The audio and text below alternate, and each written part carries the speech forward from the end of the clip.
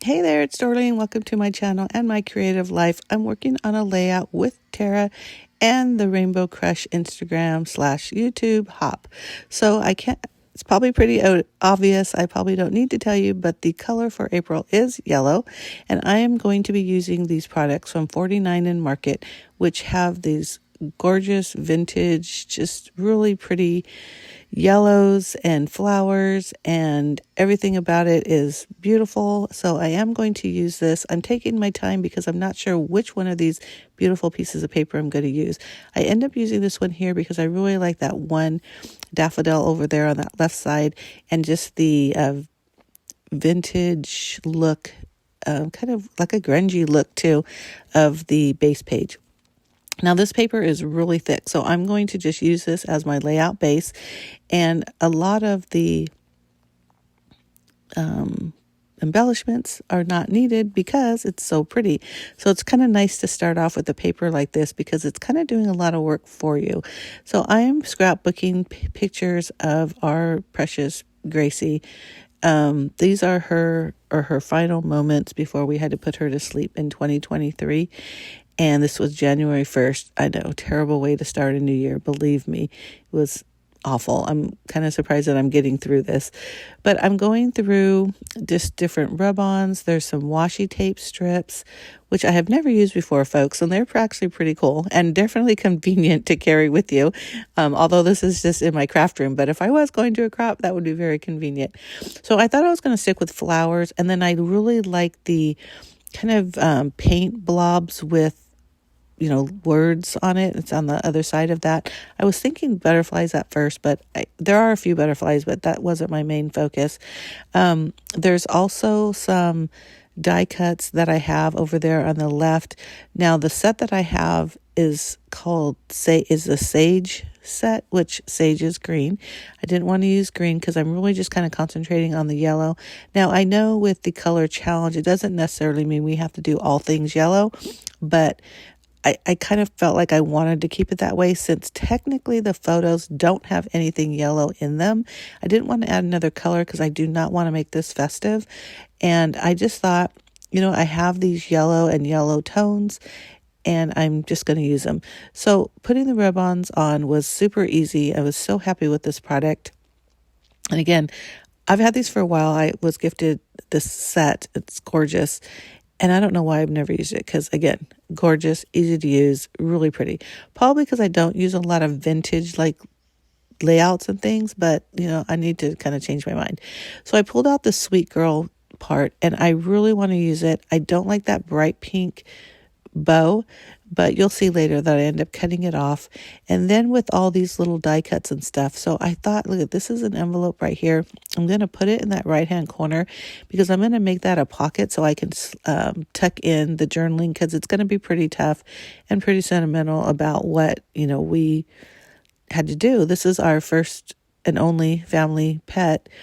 And, I had dogs when I was a child, but, or we did, my family, but I think having pets in the 70s and, was different than having pets now. Of course we love them, but not like this. But anyhow, back to the layout. I'm going to pull out a bunch of the rub-ons because I want to add a little bit here and there. And again, I love them because they're just not so bright. They're very subtle and they're just perfect for background to add a little bit of interest in the background. So you can see here, I'm messing around with that die cut. It's so funny because I do this all the time and I'm sure you guys do. Your first instinct is, my first instinct was that larger envelope. And then all of a sudden I'm like, well, there's a smaller one. Maybe that'll look good. And then I'm, fussing around with the placement, this and that. And you know what? I stuck to the exact same placement that I had. I keep it the way it is right here, up on that right-hand corner. So, it's one of those things just go with your first, choice because that usually is the one that you end up sticking with. But again, I'm just kind of putting on some more little yellow embellishments here and there. And here, this is what I was talking about. So there are a little bit of butterflies, but these ones are just black and a little bit of yellow. And I like that better than the brightness of, the other butterflies.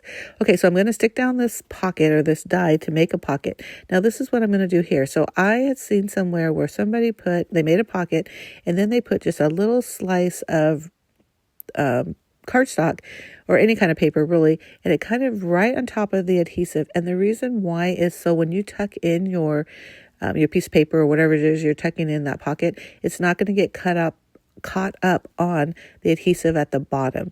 So I thought that was a pretty good tip. And I wish I would remember where I got that because that was a pretty cool idea.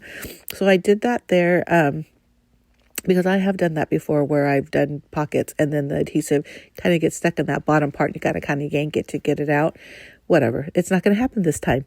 So in order to continue embellishing, again, I'm like, okay, how do you embellish this? Because again, it's not a happy moment and I don't want to overwhelm it with all these bright, pretty things.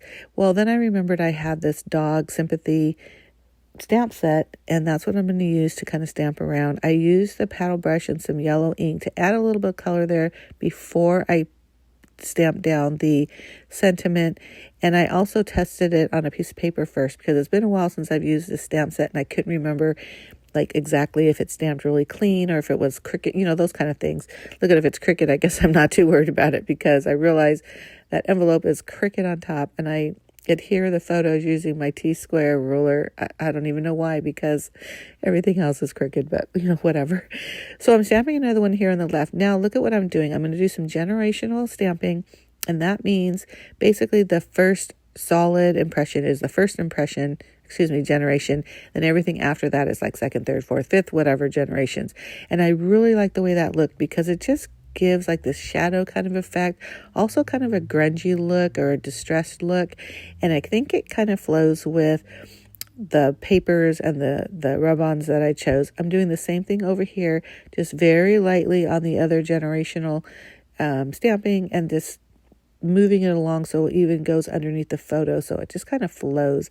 But I really like that, and I'm so happy I found that stamp set I thought of that stamp set because I thought it was so perfect because I'm going to put the journaling in the pocket that I created, and I knew that this page needed more than just rub-ons, and so those stamped sentiments just really were a big difference. And it also, because I put them in the 3 different areas, it kind of moves your eyes around the page as well. So I add a little of this, again, kind of splotchiness over up on the envelope and then I'm thinking, okay, this looks a little too plain. But because it's so light and subtle and just flows well with the paper, I thought it's not, like I said, it's not in your face embellishing because it still needs embellishing, even though I don't want to add a lot of fun stuff, if you want to call it that, because of the subject matter. So that is pretty much what I do at this point. And then I'm looking at it and I'm thinking, okay, let me add some color, just a little bit here and there, because there's a little bit of ink on the paddle brush. So why not use up the ink? As I'm finishing the layout, I just wanted to remind you that all the information for this hop is going to be in the information box, as well as a link to my blog post and also my Instagram account.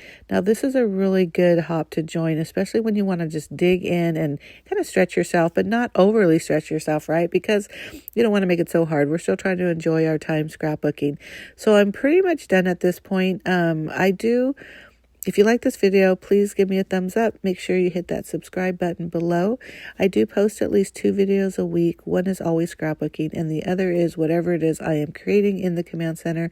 And the Command Center is the name of my craft room and also my blog. I do lots of crafty different things, card making, lots of stuff with my Cricut. But I think you'd enjoy it. So you can tell right now I'm just kind of like, well, first of all, I put her name, and then I could kick myself because we called her Gracie. That was pretty much what we called her, but her real name is actually Graceland or Graceland. It's like, Graceland, like Elvis's home. It's a long story, but basically that was her name. And then I thought, well, okay, why did I write Gracie? I should have put Graceland. And so then I remembered, I didn't use that washi tape. So I'm going to go ahead and I put it on that bottom left-hand corner, and I didn't film it for whatever reason because it was an afterthought. But it was still very, not opaque, transparent. Thank you. And I wasn't sure, okay, what am I going to do? So then I remembered that strip. Remember I cut this off on that 12 by 12 piece, or I cut it into a 12 by 12. So I'm just going to use that. And I like the dates. It's fine how I wrote it. So I'm just going to put a little bit just over again where I wrote Gracie. And then I'm going to just put it there over on the right just to make it, coordinate. And I had that one last piece, so I put it up there on the top. So I'm just going to use some, liquid adhesive. I was going to use my ATG, but of course I ran out of tape. That always happens. It's so funny. I feel like every time I'm recording, I run out of tape somewhere or glue or something. You always got to replenish. So here is where I actually wrote Graceland. And then in parentheses, or not, in quotations, Gracie. And then her middle name was Lou, L-O-U. And there you go. And that is pretty much it. I added a little bit of splatter, some gold splatter here and there, just to add a little bit more. But it is so pretty. And I really just love this page for Gracie. And I'm going to write, this. If you've ever had to do something like that, you know how heartbreaking it is. But thank you so much for watching. Don't forget to hop along. Leave comments when you can. We all appreciate it. Thanks again. Bye.